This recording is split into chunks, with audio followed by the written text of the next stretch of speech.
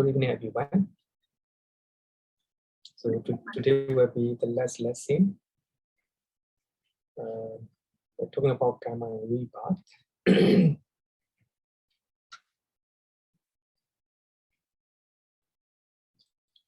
So when we talk about the law of Kamma, so Bhante Cakkapala Sutta is very beautiful. They talk about the law of Kamma. And last week, one of the students asked questions that are connected with this sutta. And also I promise that I will go one sutta and I will answer today. It is, I think,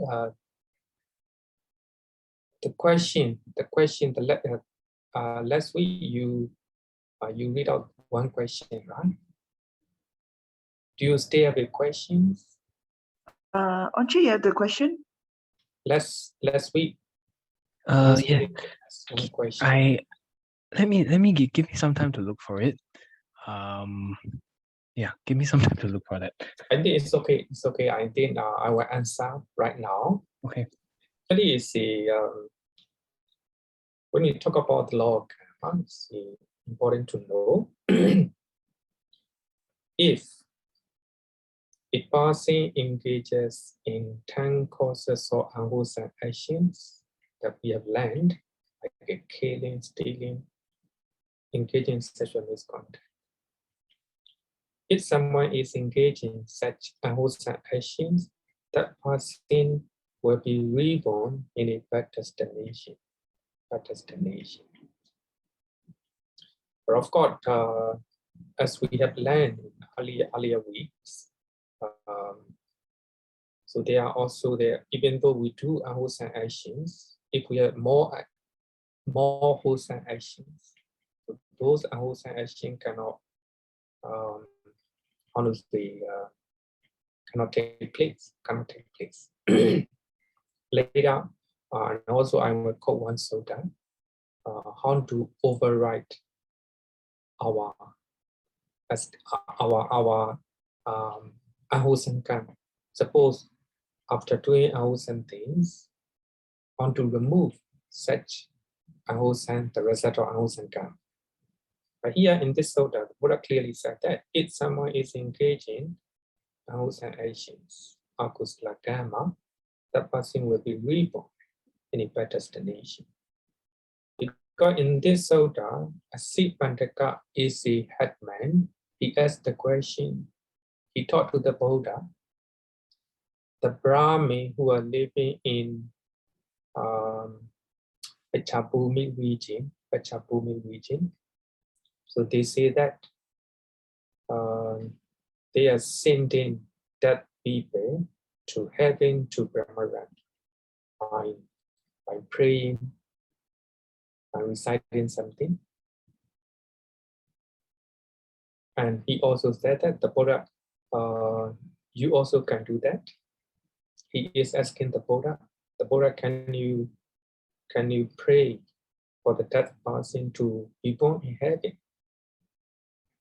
So if you can do that, the whole world will be reborn in heaven. They will go to heaven, Brahmaran. And the Buddha said that prayers and wishes cannot sit into heaven. Because after doing outside actions, then he died or she died, then or the Buddha or his disciple will come and pray and also do a lot of chanting. By doing so, that person will go to heaven. No, not like that. So the Buddha said that prayers and wishes cannot send into heaven. So the Buddha gave a simile of a huge boulder. If somebody throw a huge boulder into the deep pool, then they will go there and pray. The huge boulder come onto the ground. Come on the ground. however you pray, that huge Buddha will not come on the ground. Because prayers and wishes cannot sink into heaven. Just like a simile of huge Buddha. If the huge Buddha go down in the deep pool, then people go there and pray. Dear huge Buddha, come on the ground. Cannot. So that means the Buddha clearly said that prayers, wishes cannot sink heaven. Because he have done a lot of hours and deed. He will go to a house and destinations. So this is the law of karma, Even the Buddha cannot do that, let alone his disciples. So you may imagine, you may ask question, why we go to the funeral? Why we are chanting? Why we do that? So when you look at the verses, Pali verses that we chant, it is recollection of death. It is recollection of the nature of this body, and also it is cultivating loving kindness, and also it is dedication of merit to the dead person. So we go there and chant those Buddhist chanting. The reason is that person, if he or she is still around, he or she is very happy to see monks and devotees are coming and chanting, rejoice. And after being happy, so his life will be reformed. So his life will be changed. And then at the end of chanting, normally we share the merit. If the deceased person rejoice, sharing of our good deed, and he will have the result of good deed. And if he was not as a beta,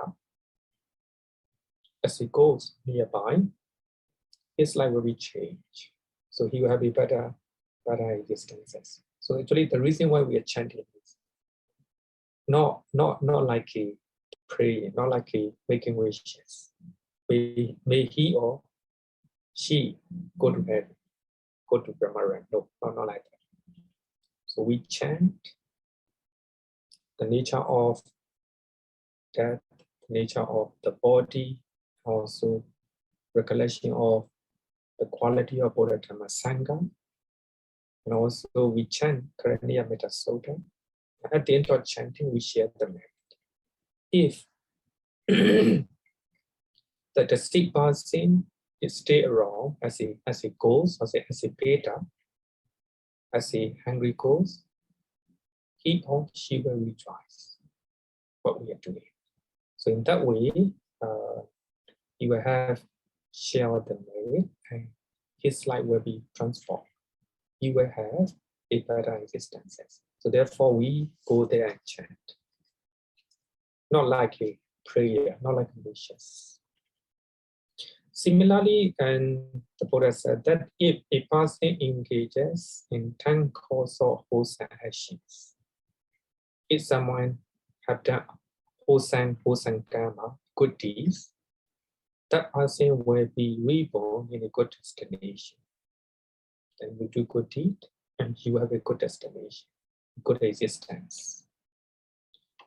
Then similarly, prayers and wishes cannot send him to hell. Then you go there, you hate that person. You go there and pray, make a lot of wishes. May he or she go to hell. You cannot do that. But the Buddha gave the simile of a pot of ghee or a pot of oil. So you bring a pot of ghee or a pot of oil into the deep deep pool, underneath the deep pool, then you break the pot. The pragma of the pot will go down. The ghee and wine will go up. Will go subfill the water, subfill the water. Similarly, however you pray, you make wishes. This person may go to hell because you hate that person. You make a lot of prayers and wishes, but you cannot send him to hell. So the reason is he have done a lot of wholesome actions. Kusala karma, kusala karma. So this is the law of karma, the law of karma. So the Buddha cannot send him to hell. The Buddha cannot do, you go to hell. No. The Buddha is not a judge. The Buddha is not a judge. So that karma will decide the existence that you will go. So therefore, a seed under Buddha Sutta is important to know about the law of karma.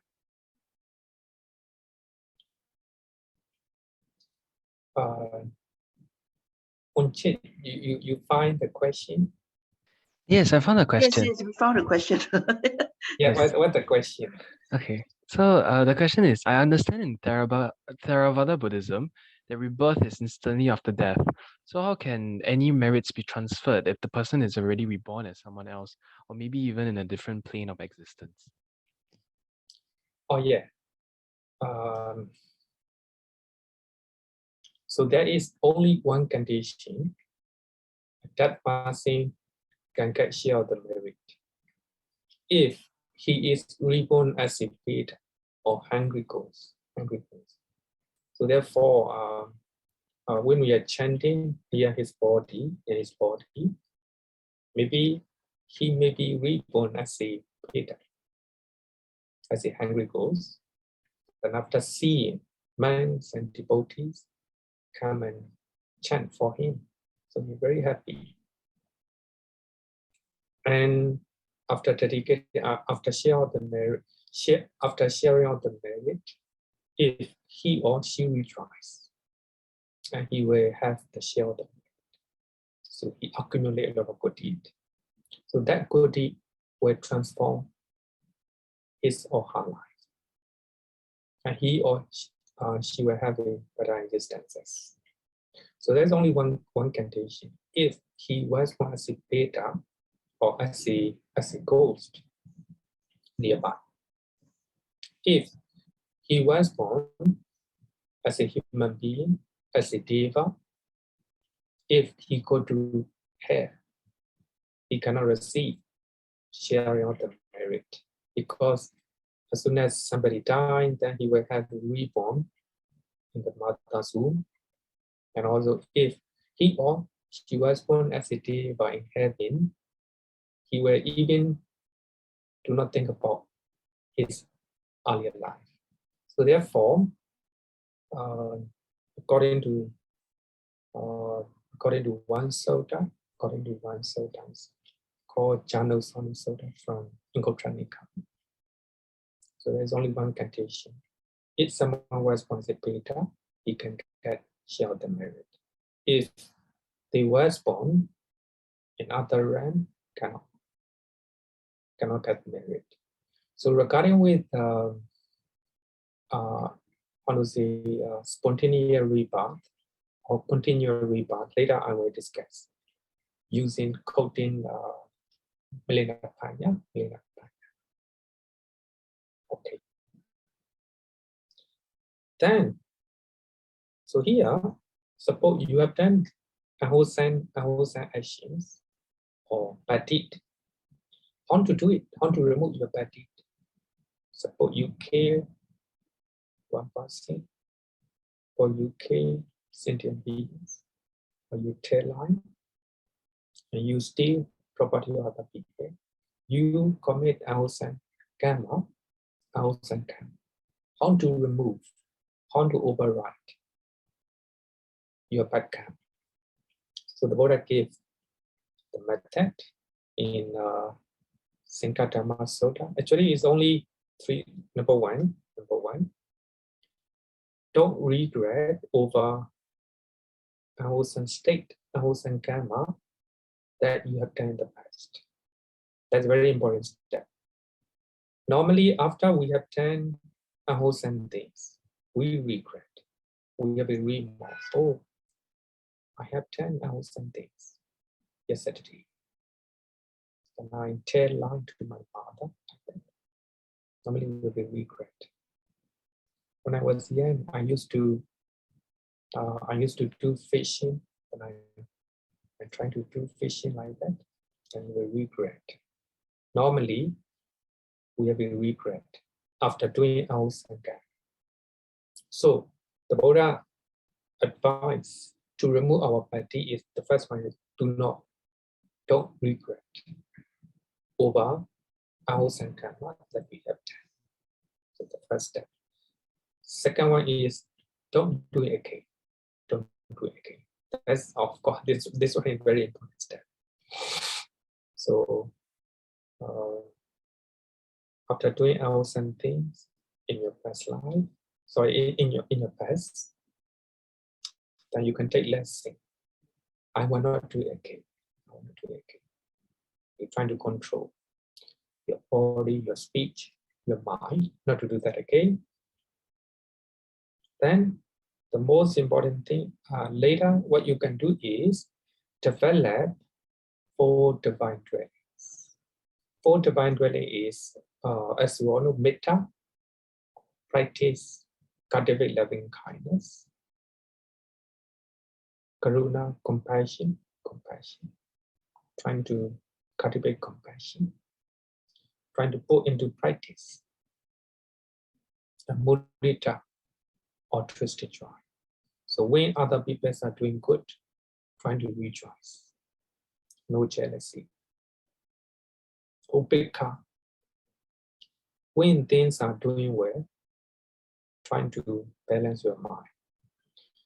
When things are not doing well, and also no sorrow, no crime, no fear.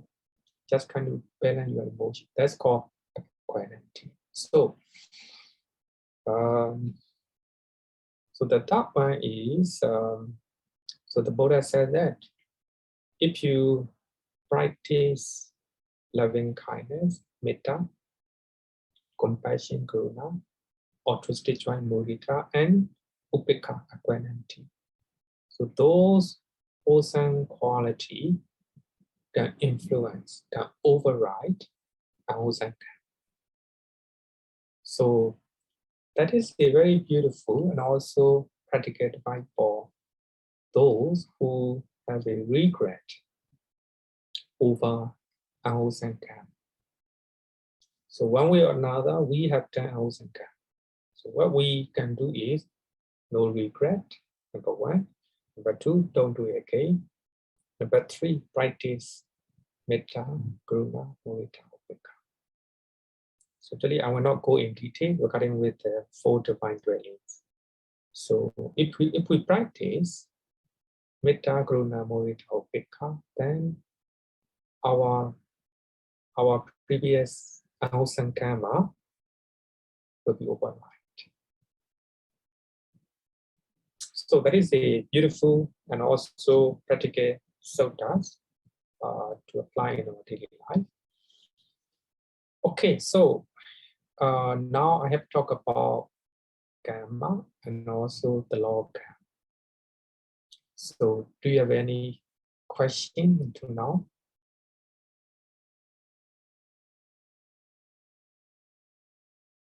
Then if no question, I will go to next topic called rebirth. Because rebirth is a how to say, people are interested. So the topic of rebirth, because people think about after we die, what will happen. Normally, different religions talk about different ideas about rebirth. rebirth. According to Buddhism, when you look at teachings of the Buddha, when the Buddha talk about wrong view, and the Buddha mentioned that he holds wrong view has an incorrect perspective that there is no fruit or result of good and bad actions. So you don't believe the real karma. And there is no this world and no other world. You don't believe past life, you don't believe afterlife. You just believe this life. According to Buddhism, it is wrong view. It is wrong view. If you don't believe past life, if you don't believe afterlife, that is a wrong view. So there are some Buddhists who have difficulty to believe past life and also afterlife, but they believe some of the important teachings of the Buddha, just like a Four Noble Truth, the Noble Eightfold Path, and they believe giving dana, morality, sila, meditation, bhavana, they believe. So they are practicing, they are following teachings of the Buddha, but they don't believe past life, afterlife. So now in the West, they call it secular Buddhism. Secular Buddhism. So they just focus on present life. So that means they don't care for past life and afterlife. So they just care present life. They call it secular Buddhism. So there are some secular Buddhists in the West because they have a difficulty to believe rebirth. So according to Buddhism, if you do not believe the result of karma, and also if you don't believe past life and afterlife, that will be wrong. So to talk about this, I want to quote one of the famous sutta that talk about karma, Nipedika Sutta. So when the Buddha talk about the result of karma, and what is the result of karma? The Buddha said that the result of karma, I see, is threefold. To be expedient after doing wholesome or unwholesome actions, wholesome or unwholesome karma, so they will be to be experienced in this very life.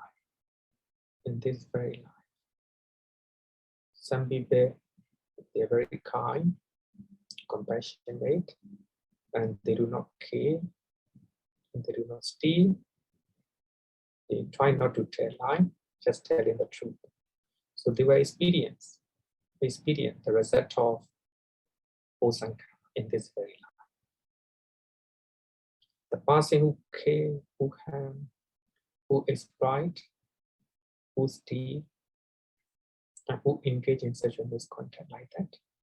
So they will experience in this very life. So that is the one type of karma. Another one is that he or she will be experienced in the next rebirth.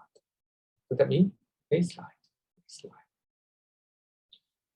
Or he or she will be experienced the result of karma on some subsequent occasion. So that means after next life, if his or her wholesome or unwholesome karma not ripen, so the result of karma will be experienced following existences. So subsequent existence, it can be second life or third life, or even many more. So when you look at this sutta, we can understand that there is rebirth. There is a rebirth. So here. What would you like to know about PK? So here, I'm improving rebirth. What the Buddha talk about rebirth? Because some scholars, they say that the Buddha didn't talk about rebirth. The Buddha didn't talk about past life and afterlife. So the Buddha just focused on present life. But in later time, so the monks, they introduce new ideas. They talk about past life and afterlife. And some scholars, they feel like that. Just like a Stephen Batchelor from England. He also have such a opinion that the Buddha just talk about present life. So what I want to say is, so this is one sutta the Buddha talk about rebirth. So after doing wholesome Kamma, you will experience in this very life, number one. Then you can experience this life, or you can experience subsequent existences. So that is one evidence regarding with the rebirth of past life and afterlife. Then second evidence regarding with the rebirth in Buddhism. I think many of you believe rebirth, many of you believe past life and afterlife, but there are some people who have difficulty to believe. Even they say that the Buddha didn't say, the Buddha didn't focus on the teachings on past life and afterlife. Of course, in some places, it is right, like a Kalama Sutta. So the Buddha just focused on present life. So, but in many places, just like when we learn about enlightenment of the Buddha, so there are many sutta from Majjhima Nikaya, like Mahasacchaka Sutta, Majjhima Nikaya, Sutta number 36. Bodhi Raja Kumara Sutta, also Majjhima Nikaya, Sutta number 85. And there are many other sutta as well. So in those sutta, we can learn how the Buddha attained enlightenment. So there are three steps. Or of course, four steps. So the first one is the Buddha attained jhanas, 4 jhanas. First of all, the Buddha attained the 4 jhanas. The moment he attained jhanas, his mind is purified, just like a polished mirror. The mind is very clean. And the Buddha inclined to know the knowledge of the recollection of his past lives. Because of jhana, because of deep concentration, his mind is pure. By that time, he inclined his mind to know his past life. And the Buddha can see, not with the eye, the Buddha can see with his wisdom. And he sees his numerous past life. So that is called recollection of past life. So here, when you learn, the suttas that talk about enlightenment of the Buddha, then we understand there is a past life. Then the Buddha, after the knowledge or recollection of past life, and he enter into jhanas again, deep concentration again, then he inclined his mind to know this knowledge, second knowledge, the knowledge of passing away and reappearance of beings. So the first one, he trying to know his past lives. Second knowledge is he trying to know how beings die, how beings reborn. how they die, how they live. And also the Buddha, of course, the Buddha know why they were born as a human being, why they were born as a deva, why they were born in hell, like that. So it talk about karma. According to their karma, they were born in a good destination and a bad destination. So when we learn second knowledge, the knowledge of passing away and reappearance of beings, so we can understand the law of karma, and also we can understand. So the Buddha know how people die, how people have a rebirth, and we can understand past life and afterlife. Then, after knowing the life of other beings, so the Buddha entered the jhana, deep concentration again, and he trying to incline his mind to know, how to say, to know the distraction of things. So here, things are negative mental states in our mind. So by knowing Four Noble Truths, the suffering, the original suffering, cessation of suffering, and the path that lead to cessation of suffering. So the Buddha knew Four Noble Truths, and after knowing the Four Noble Truths, all the negative mental state in the mind are destroyed. So that is called the knowledge of destruction of things. And after attaining this, the last one, the knowledge of the destruction of things, Prince Siddhartha became the Buddha. Prince Siddhartha became the Buddha at the age of 35 under the Bodhi tree. So that is called enlightenment of the Buddha.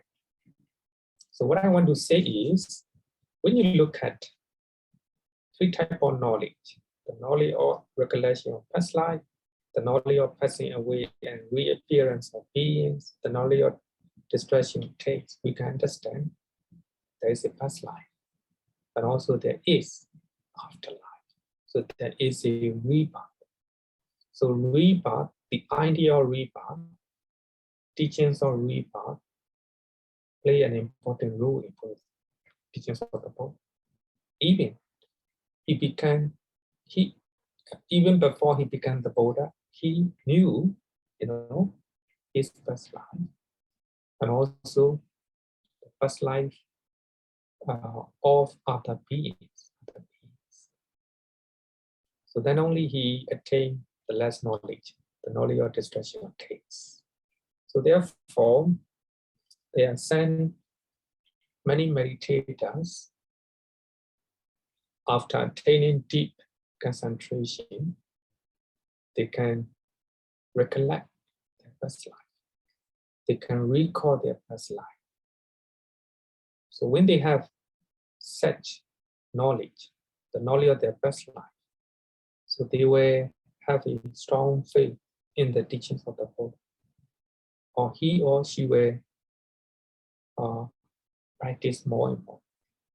So therefore, it is important to know about rebirth. So then I want to talk about second knowledge, the knowledge of passing away and reappearance of beings. So that is called divine eye, Dhammācariya in Pali Canon. So actually, this is what the Buddha taught. So this is among the three types of knowledge that the Buddha attained. So the second type, the knowledge of passing away and reappearance of beings. In other words, we call it Dhammācariya, divine eye. So when you have a divine eye, so you will see how beings die, how beings pass away. So this is what the Buddha taught in Sutta.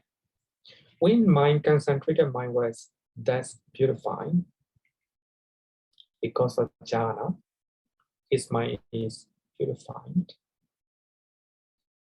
I interacted and I incline my mind to the knowledge of passing away and reappearance of beings. With the divine eye, Devachakku, which is purified and surpasses the human, I saw beings passing away and reappear.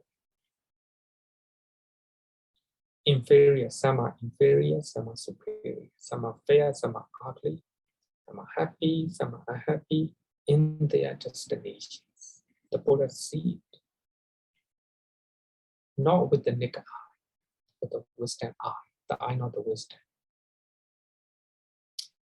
Anyone can attain it. Anyone can attain it if you practice.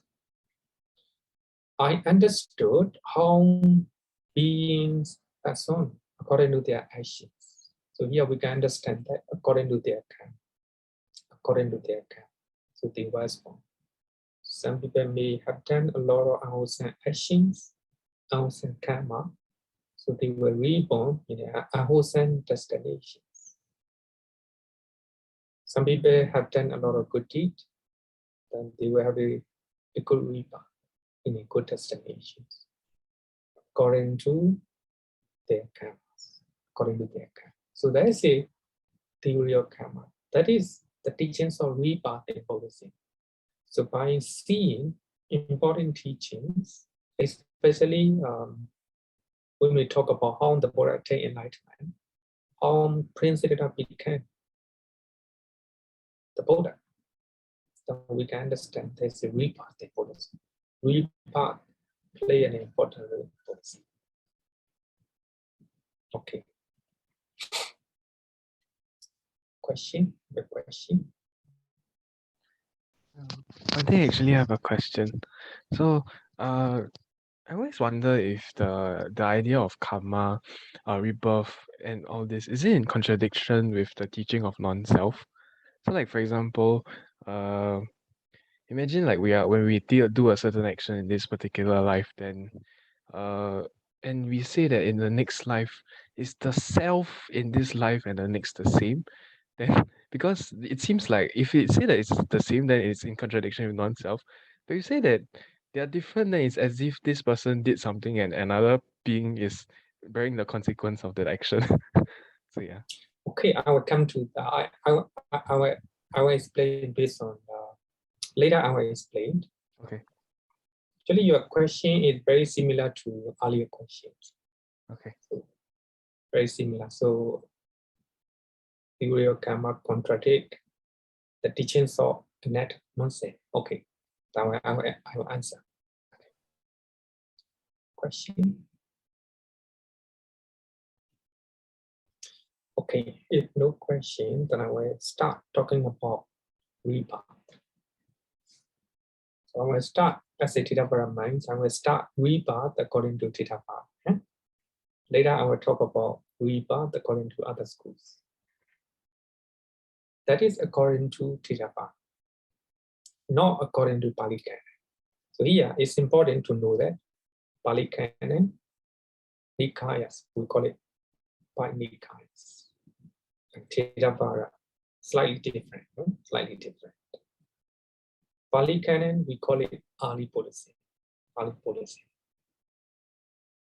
Thitapara, so actually there are some explanations, just like a rebirth in Thitapara.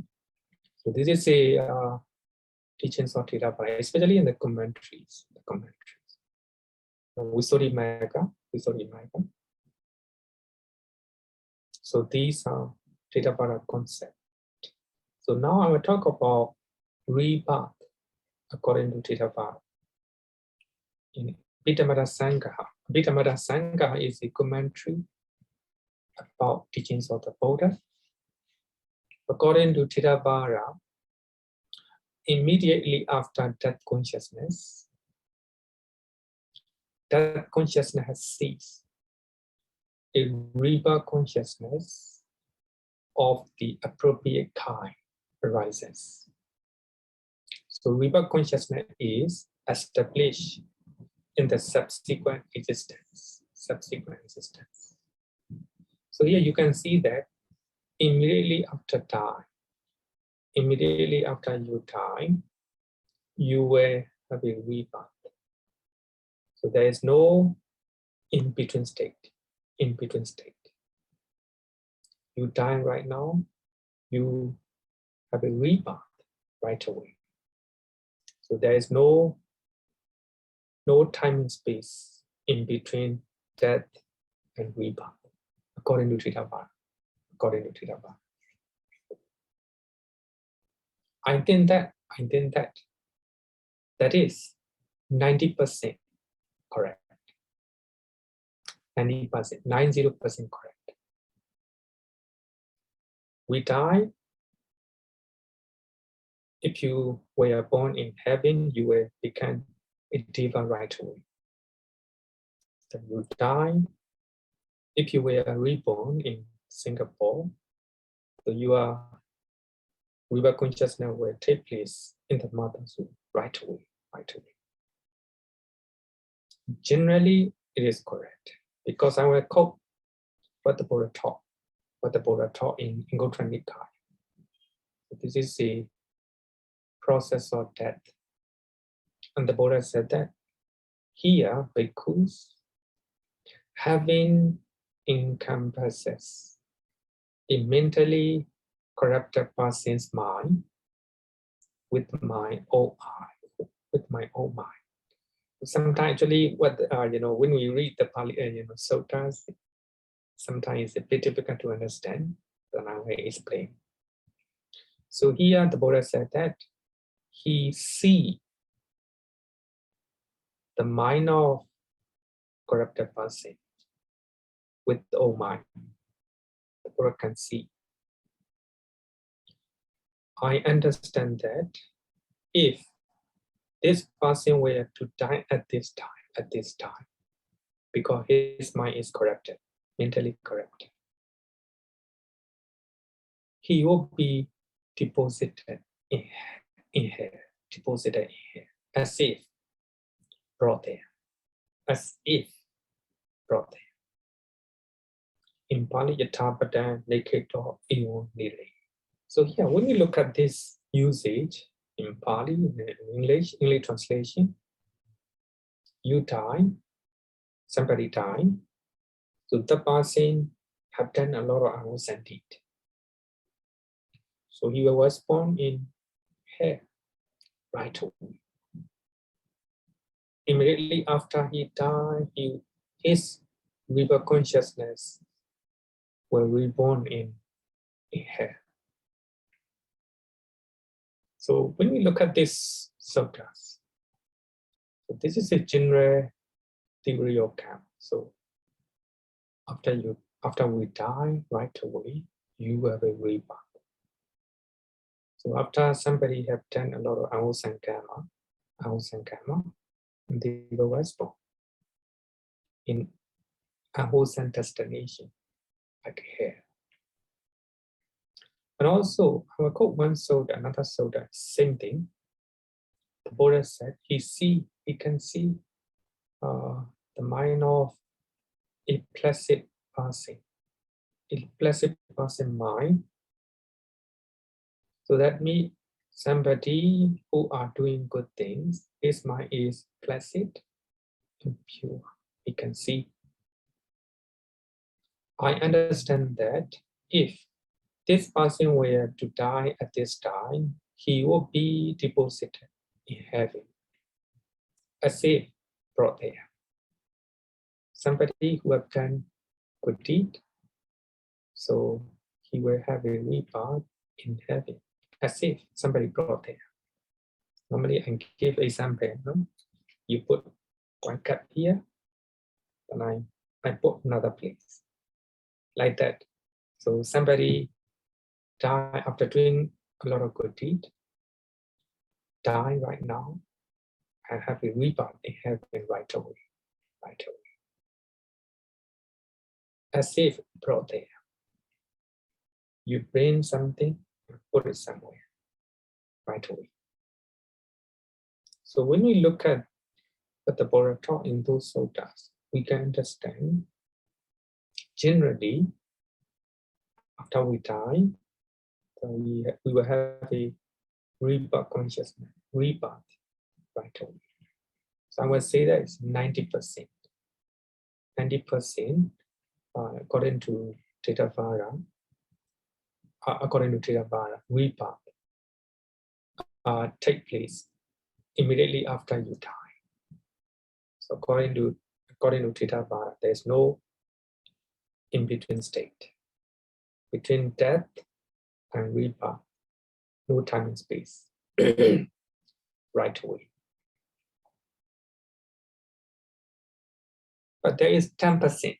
I would say that 10%. That's my point of view. 10%. That is called the in-between state. Between death and rebirth, there's another state. We call it the in-between state. Some Buddhist schools accept that there is the in-between state. In Tibetan tradition, they call it bardo. Actually, when you Google online, so you can study. So there are different type of bardo, very interesting. So there is the in-between state before one was born in the new existence.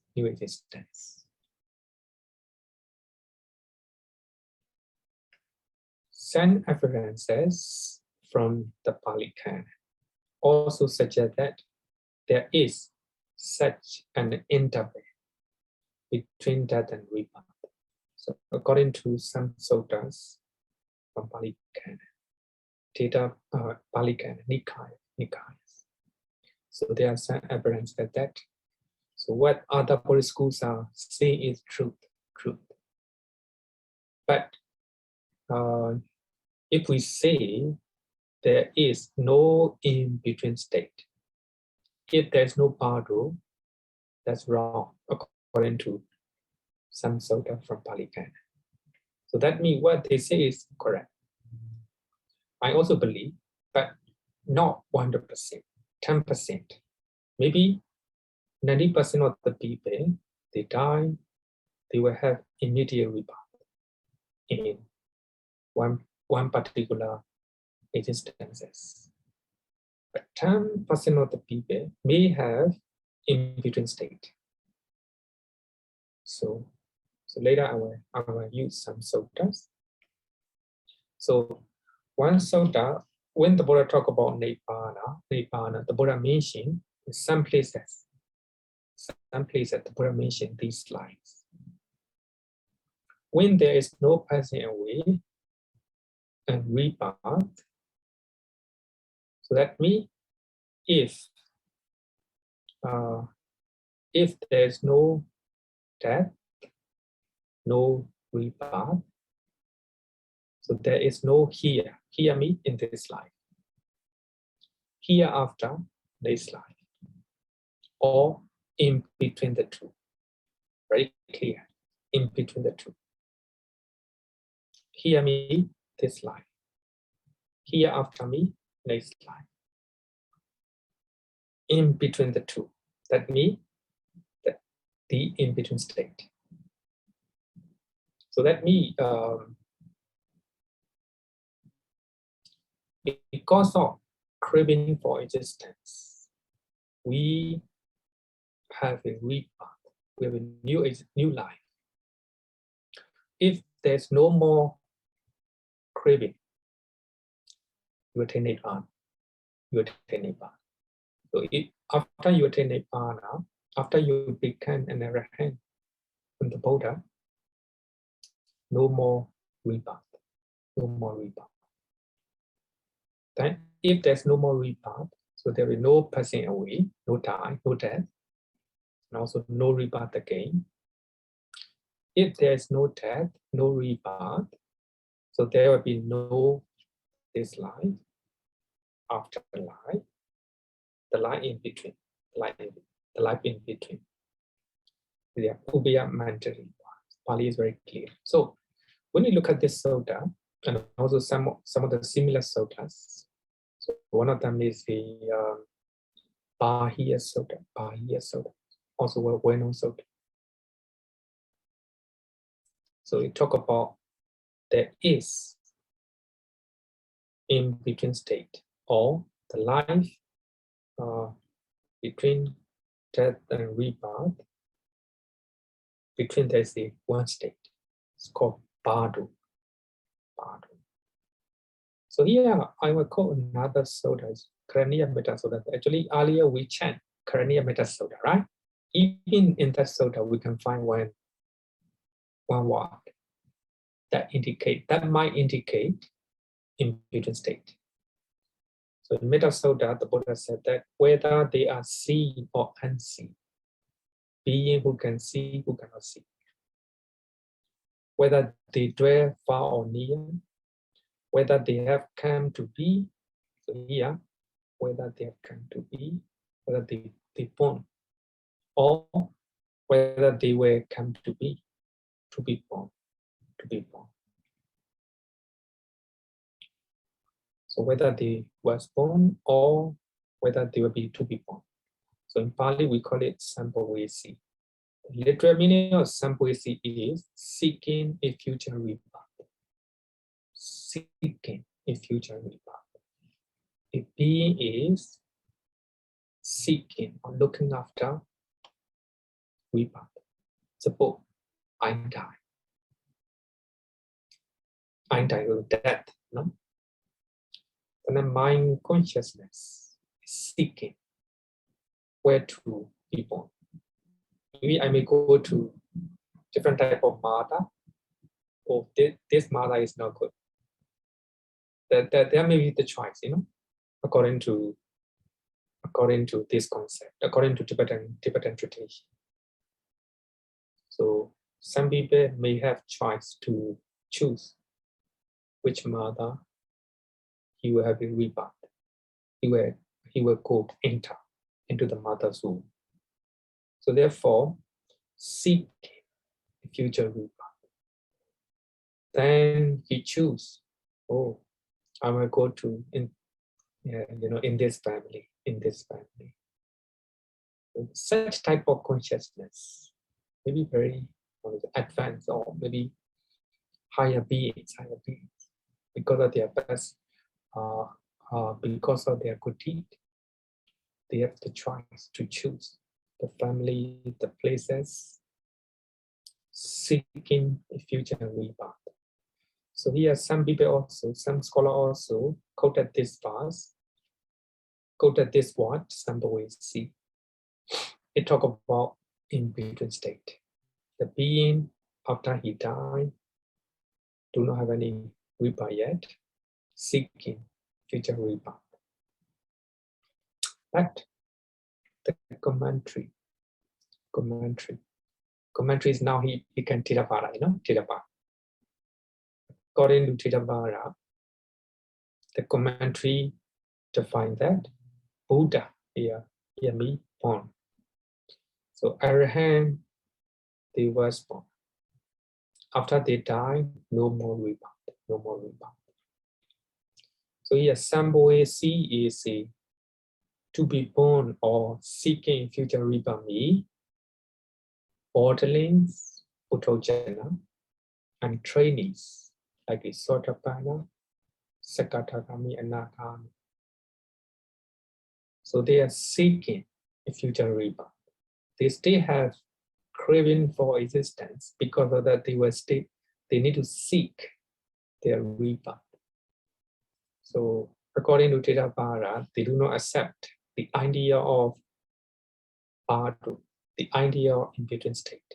So according to them, if somebody dying, then they have a rebirth right away. But when you look at these evidences, we understand that there is another state, in between state, between death and rebirth. It's called Badu. Then another sutta from Santa Nikaya. Here also we can understand there is in-between state. The Buddha taught to Vocha, wanderer. When Vocha, a being, has laid down this body that we died, but has not yet been reborn in another body. So that means somebody died, but no rebirth yet. So there is in-between state. So he may be seeking a future rebirth.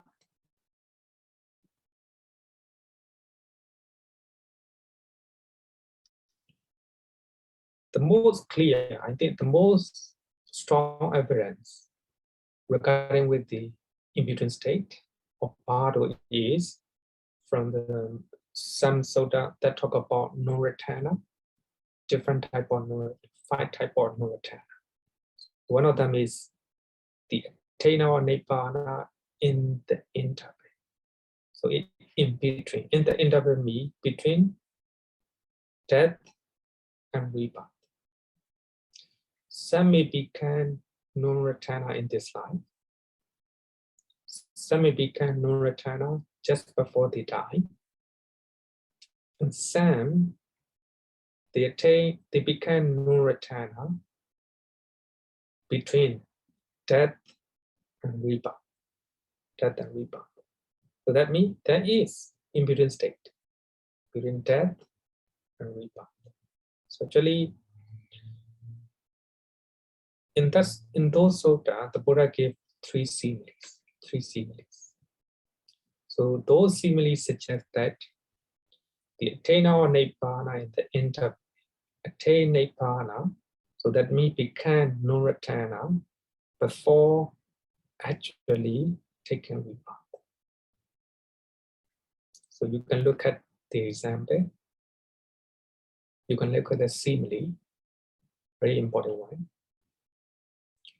For example, the Buddha said, for example, when an iron bowl has been heated all day and is struck, a chip might fly off. A chip might fly in the sky, rising up, and so that chip be extinguished just before it lands on the ground. So here you can see that an iron bowl have been heated on the fire. Iron bowl heated on the fire, very hot. So one chip,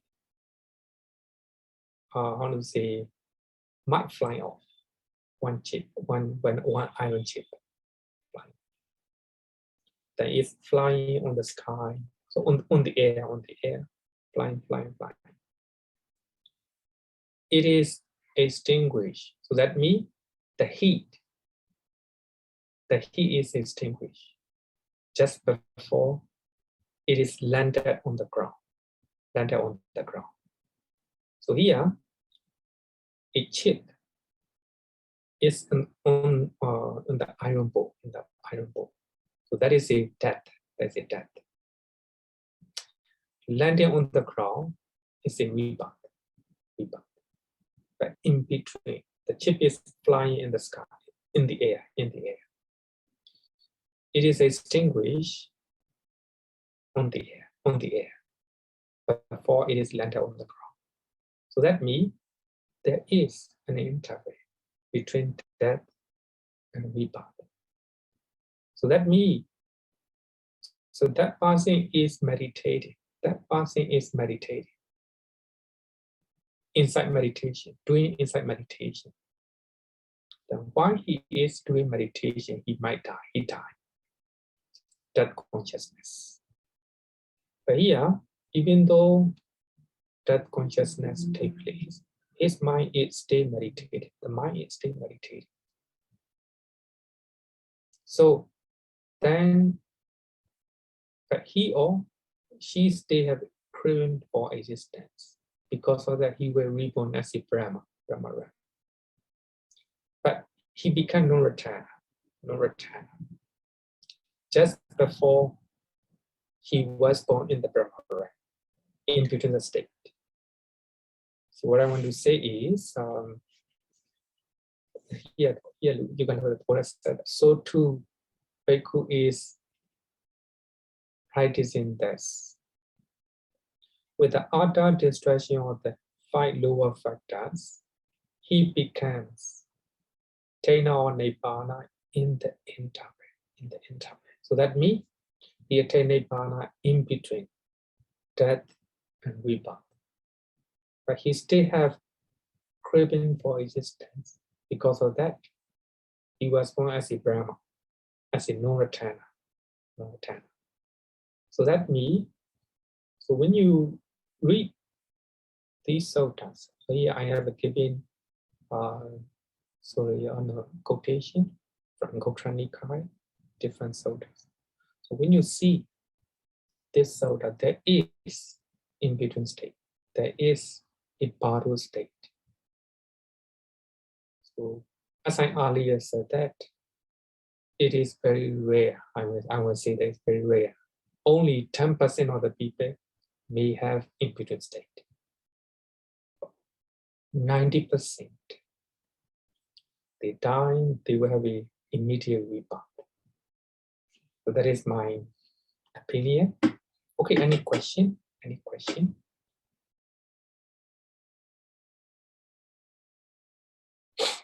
Bhante, there was a question in the chat just now. So the question is, if a person is reborn as a human being, is it always the case that if he dies in Singapore as a Chinese, he will be reborn in Singapore as a Chinese and not otherwise? Of course, it will, your desire, your wishes will decide.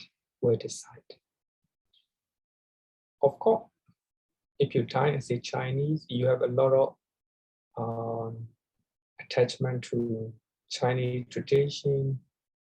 You were grown up with the Chinese cultures. So therefore, likely you were reborn. If you were born in Singapore, you might be reborn as a Chinese. So there is one book. There's one book written by Mr. I forgot his name. He is a writer from American, and he can, according to him, he can hypnotize people, and he can ask their past life.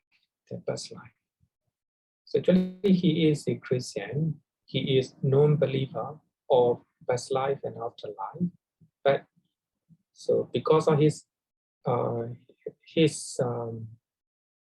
hypnotism, he know he can ask the past life of people. So he will hypnotize people. He will ask their past life. So according to him, there is a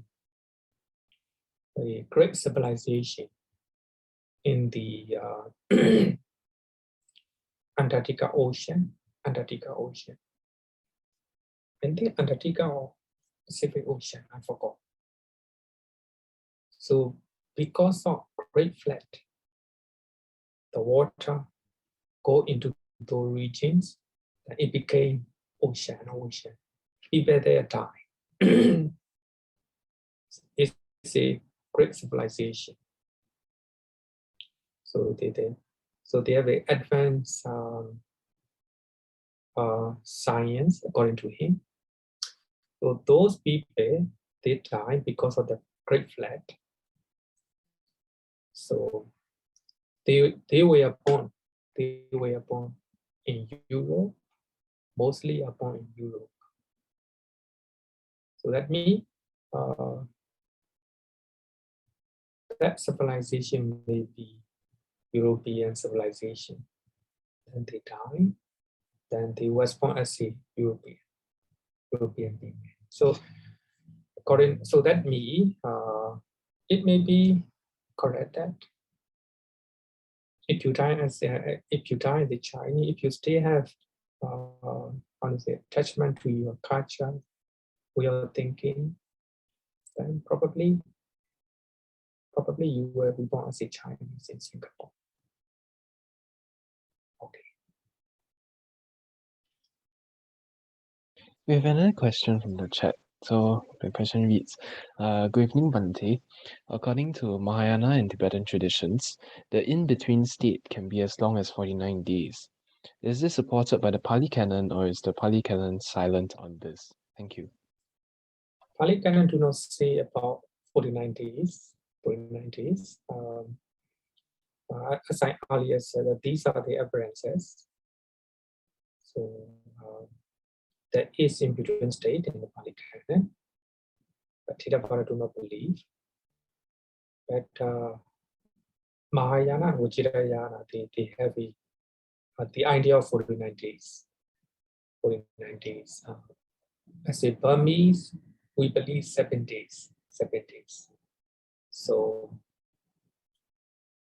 within 7 days, the consciousness will be wandering around, seeking future rebirth.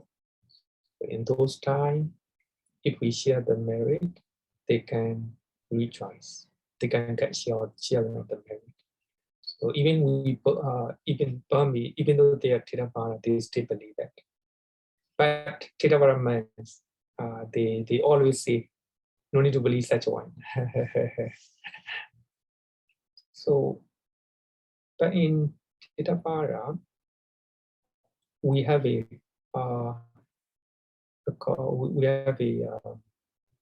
story of after the Buddha attained enlightenment. After the Buddha attained enlightenment, he stayed 49 days near the poetry. 49 days. There's only one evidence, which is similar to 49 days. 49 days. Other than that, there's no evidence in the Pali Canon. Okay. Then now I will go to the important things to know, so which are connected with your question. Reincarnation. So according to Cambridge Dictionary, reincarnation means the rebirth of a soul in another body. So this is Oxford Dictionary. That the belief that a dead person's spirit return to life in another body. Hindus and Buddhists believe in reincarnation. So there is a very confusion here. According to Hinduism, of course, they believe reincarnation. They die, and the soul or spirit will go to another body. So according to Buddhism, it's not so. It's not so. We don't believe reincarnation. We don't use the word reincarnation because it's very dangerous. It will lead to misunderstanding. Some people may use the word transmigration. It's also connected with the soul, theory of soul. The soul means the soul in the body do not die. It will last forever. When you die, it is just like when you die, your body will be left behind. Your consciousness will go to another body, and you will grow old, and you will getting older and older, then you will die. So your body will be left behind again. Your consciousness, your soul will transmigrate to another body. So according to Hinduism, they give the simile of changing the clothes. So you change, you take out old clothes and you wear a new one. Just like that, when somebody dies, the body, physical body will be left behind. That soul will move to another body, like a change in the clothes. According to Buddhism, it's not so. It's not so. There's no soul which lasts forever. So there's no anything that will last forever. Everything changing. Even the consciousness, even the mind changing one moment to another.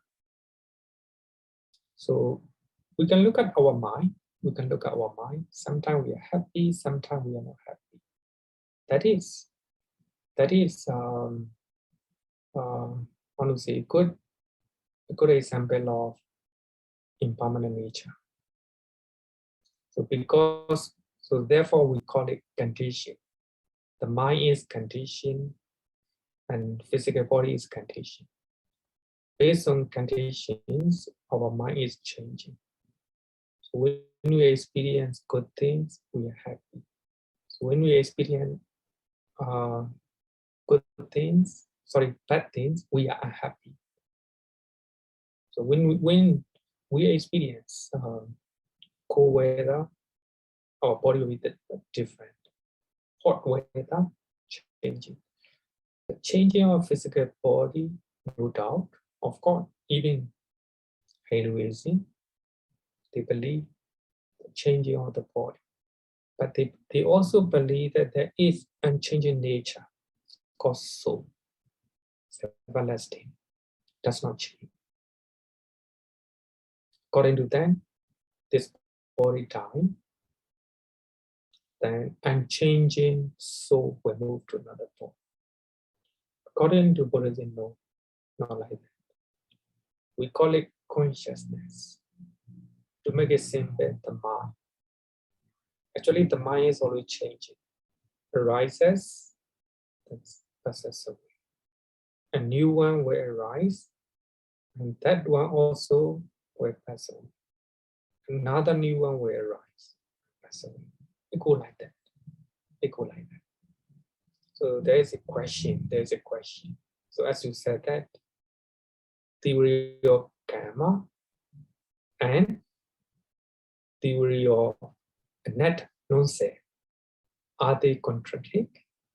No, no contradict, because according to Buddhism, there's no everlasting entity in the body, therefore our body is changing. No. And also, in our mind also, there's no everlasting consciousness. Everything changing. Everything changing. So even the mind arises because of conditions.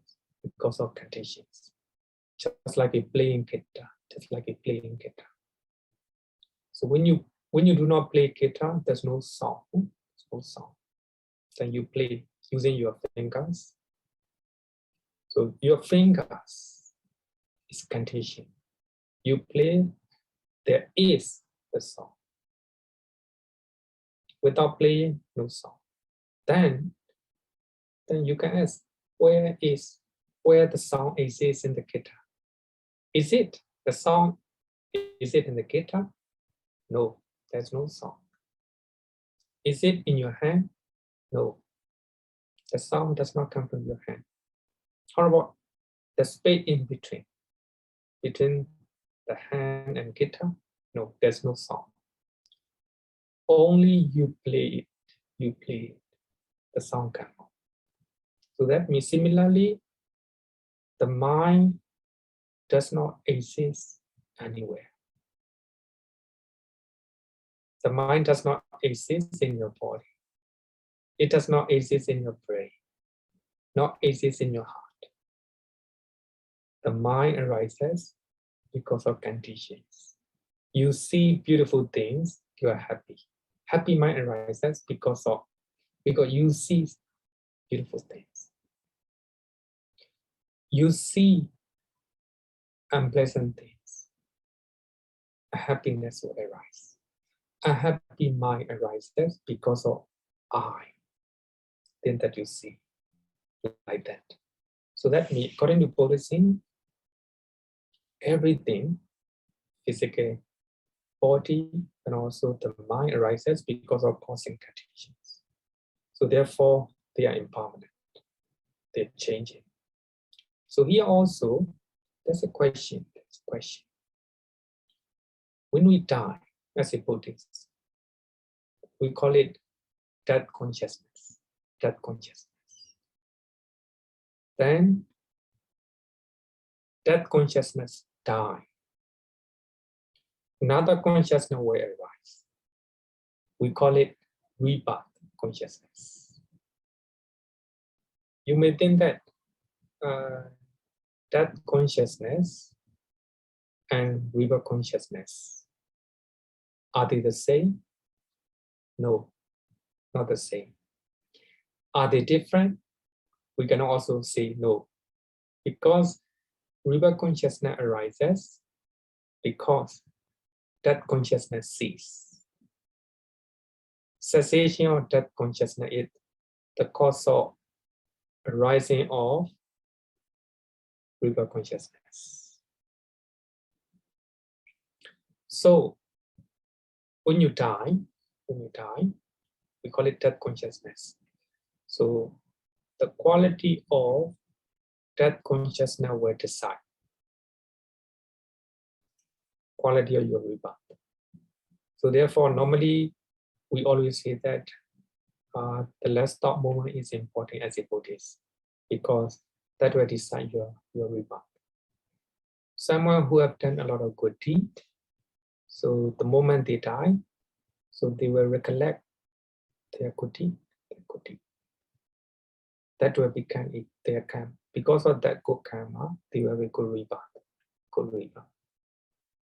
So that means, how to say, the quality of consciousness depends on the quality of previous consciousness, previous mind. Suppose you learn about compassion. So you learn about compassion from Buddhism, then you practice, you trying to put into practice. So you're trying to practice compassion to all living beings, your family member, your friend, your colleagues. Then you, because of compassion, you're trying to help them. Because of compassion, you deal with the people in a nice way. In that way, you have a beautiful mind. People will see you as very kind and very sympathetic person. So that quality of mind will affect your subsequent mind. Today you develop compassion, and tomorrow also you continue to do that. Your mind became more and more full of compassion. Just like we do mindfulness meditation, we practice mindfulness of breathing. When you practice for the first time, your mindfulness is not stable yet. Your concentration is not stable yet. Now you keep on practicing mindfulness on your breathing. The more you practice, the more your mindfulness and concentration is getting more and more stable. So the moment you focus on your breathing, right away know it. That is because of your practice.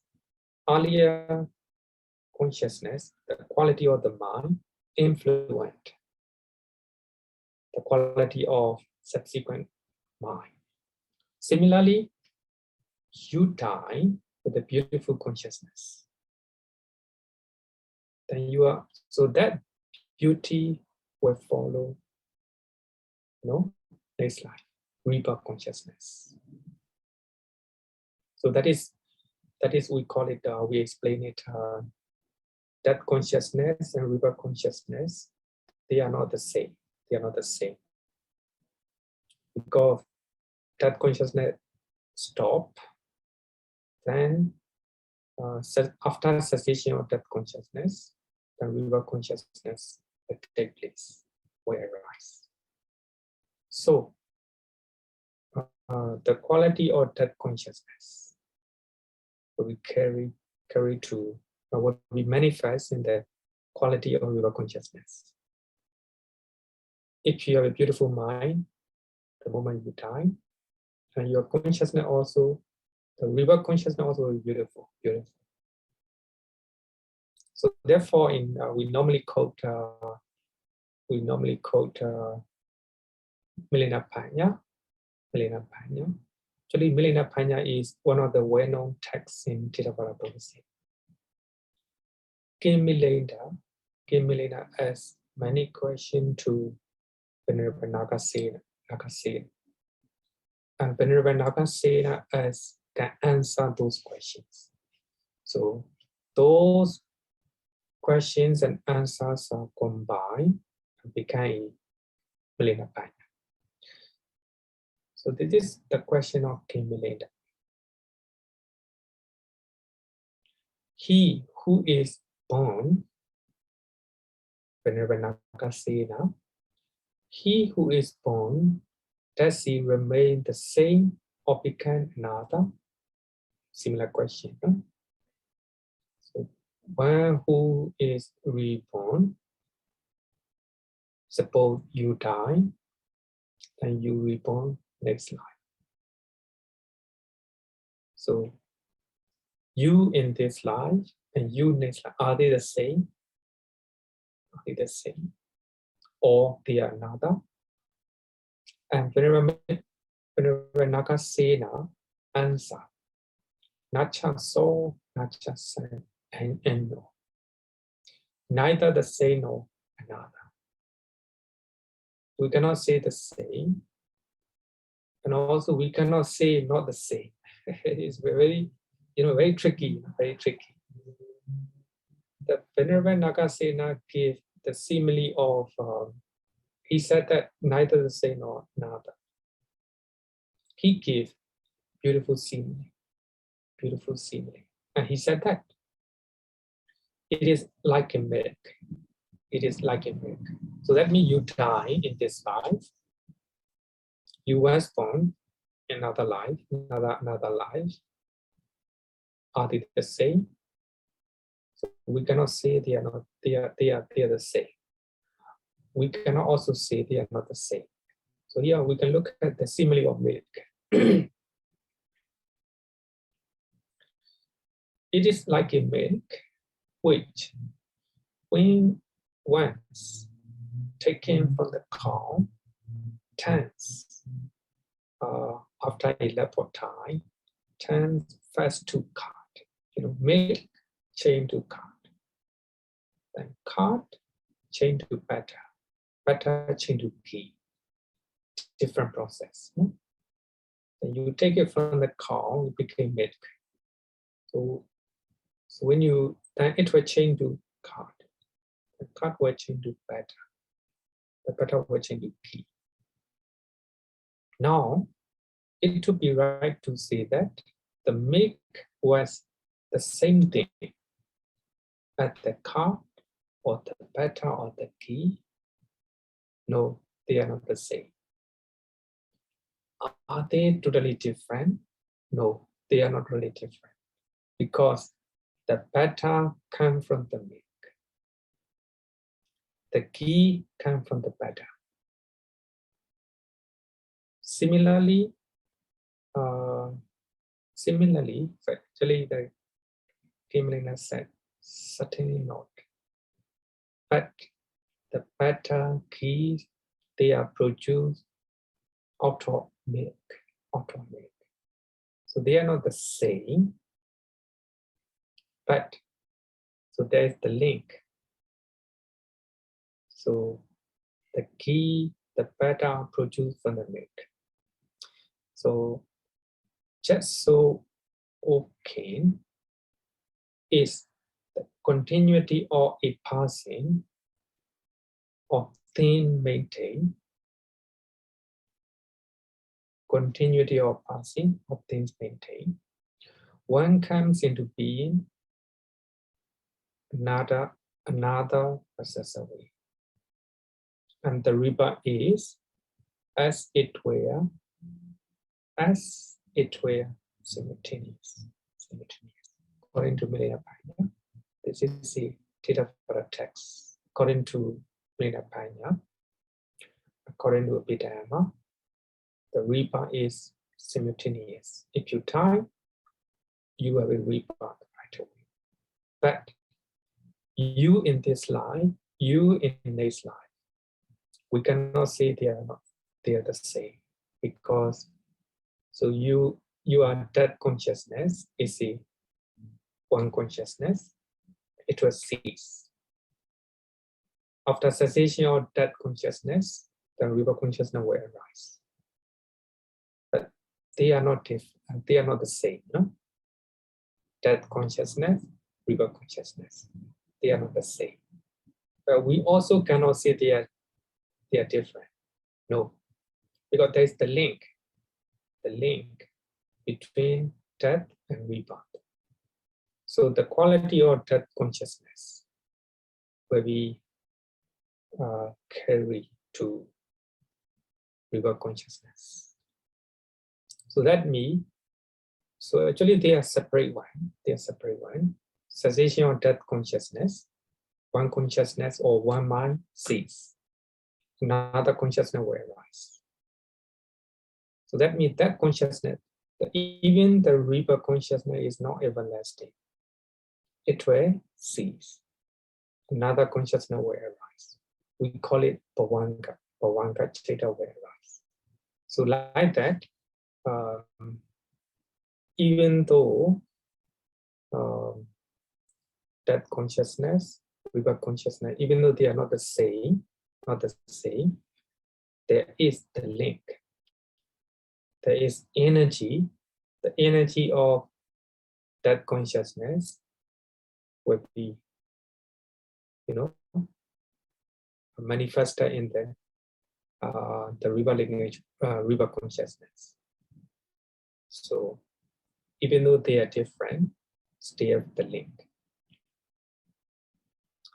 So therefore, the Venerable Nagasena said that there's neither as the same nor as another. Does a man go on to the last phases of his self-consciousness? So that means neither the same nor another. That consciousness and rebirth consciousness, they are not the same. But they are not totally different. There's the link. There is the link. So the King Milena said that, well put, Nakasi. Okay, so that is according to Buddhism, there is no soul. There is nothing that lasts forever. Everything arises and ceases. Another one will arise. Equal like that. We call it non-self. But you may understand, you may have a question that we have done good deed and bad deed in our life. Those where are those kept? Where are those kept? Are they stored in somewhere? No.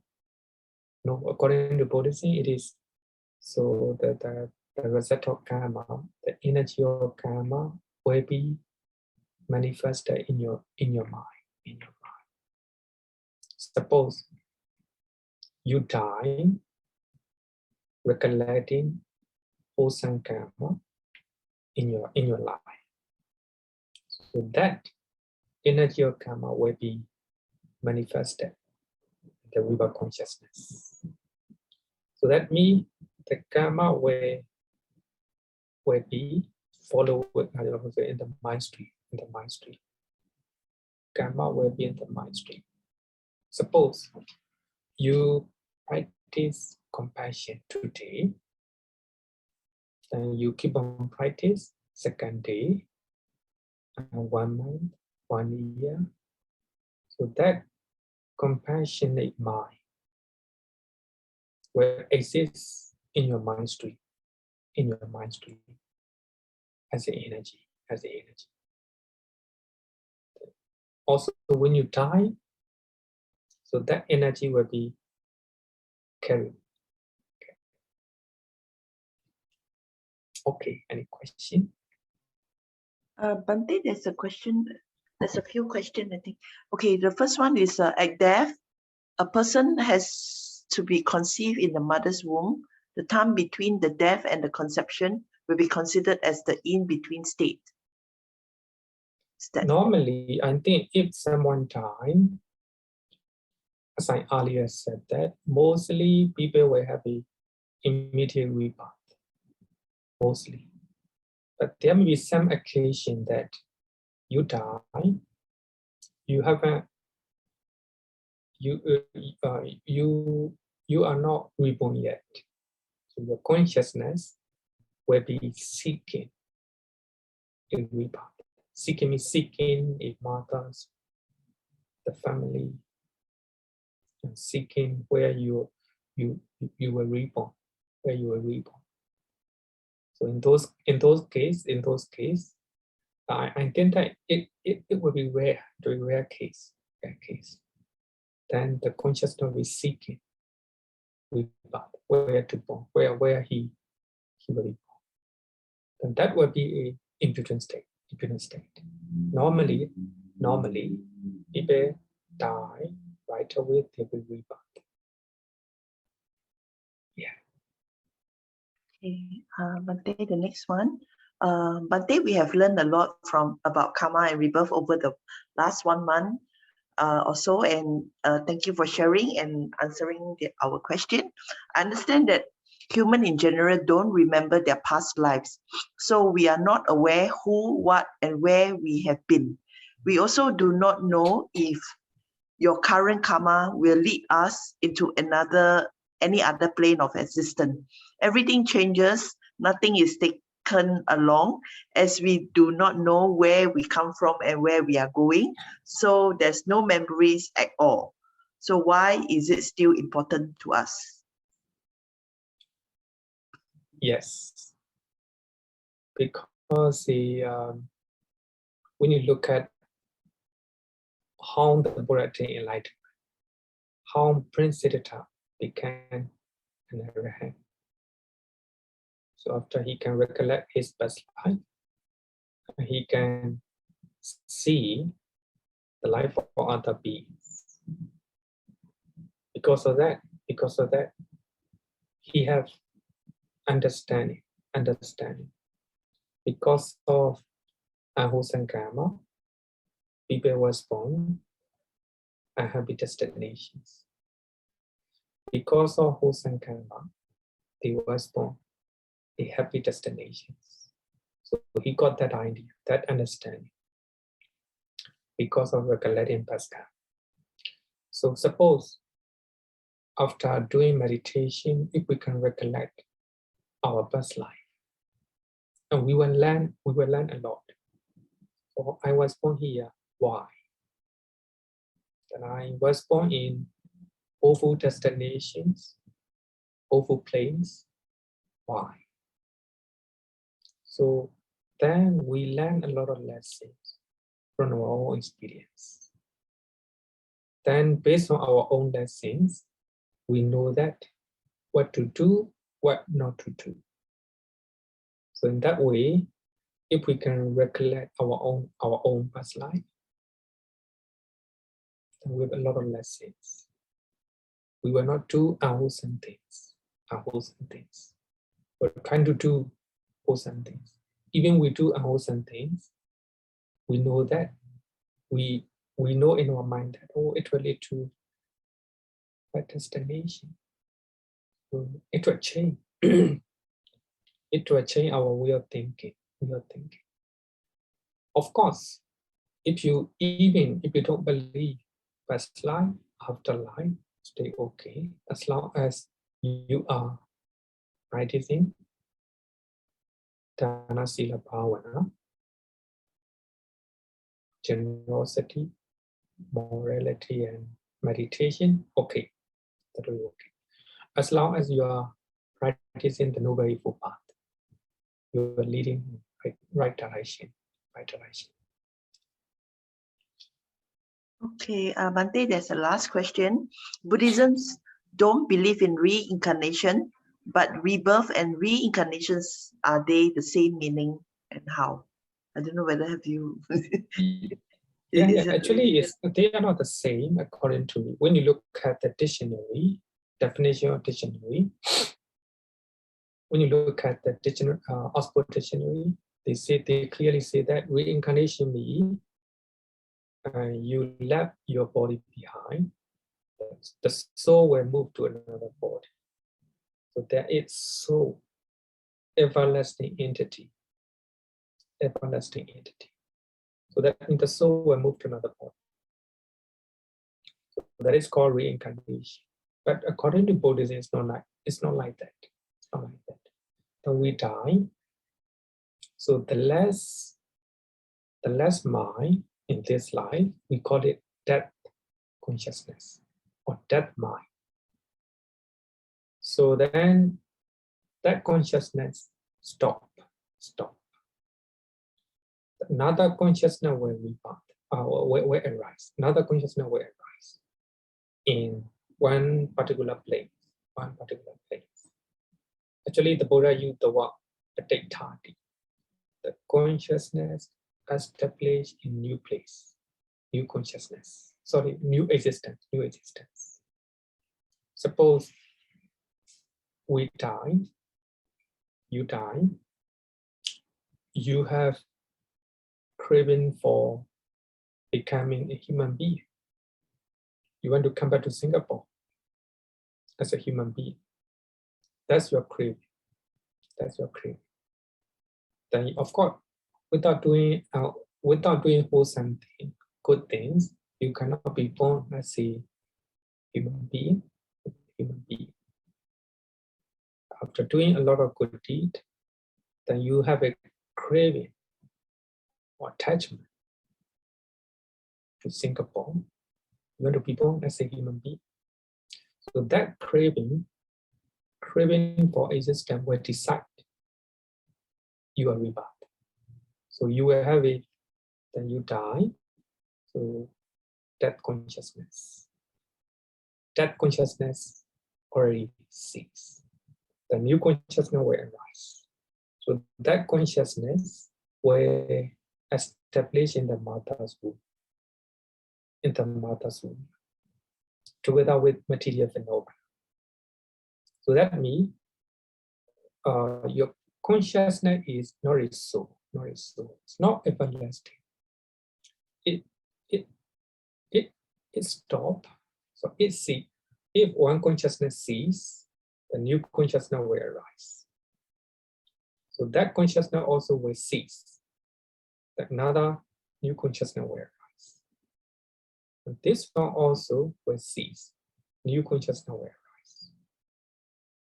Suppose if this one is that consciousness in this life, another new consciousness will arise. That will be rebirth linking consciousness. So something is not going. No?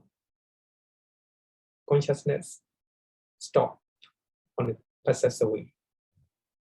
The new consciousness will arise. So according to reincarnation idea, according to Hinduism, so the soul will move to another body.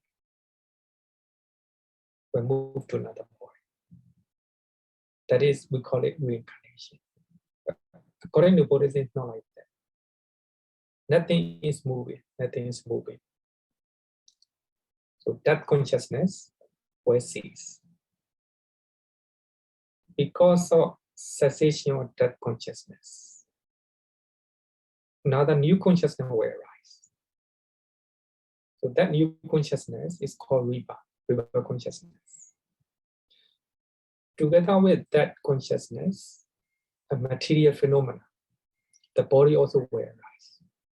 If somebody was born in the mother's womb, of course the body will be very tiny. The body is liquid, small liquid. So it will grow. Was born as a baby, grown up. So that is the difference between reincarnation and rebirth in Buddhism. Okay. Bhante, do you still have time? Do you still have slides to go? Because there's still one more question. Do you want to keep it to the end? I think I need better teach. One more Okay. topic. Okay. That is cessation of karma. We call it cessation of karma. If you want to stop your karma, if you want to stop your samsara, what you have to do is practice the Noble Eightfold Path. So when you practice the Noble Eightfold Path, you will stop. All your karma will cease.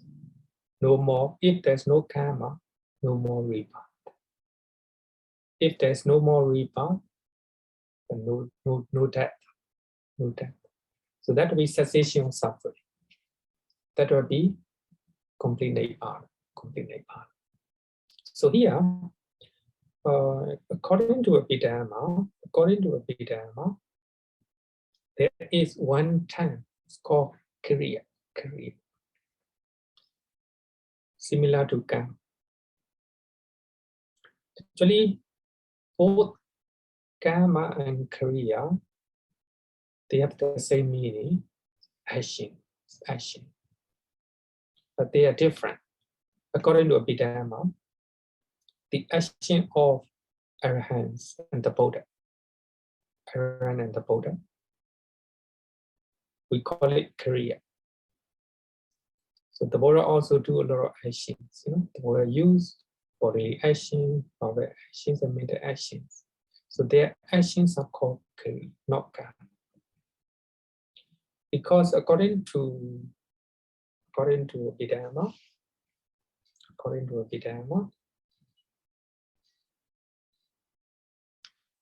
actions, if your action is done because of ignorance and craving, that will be called karma.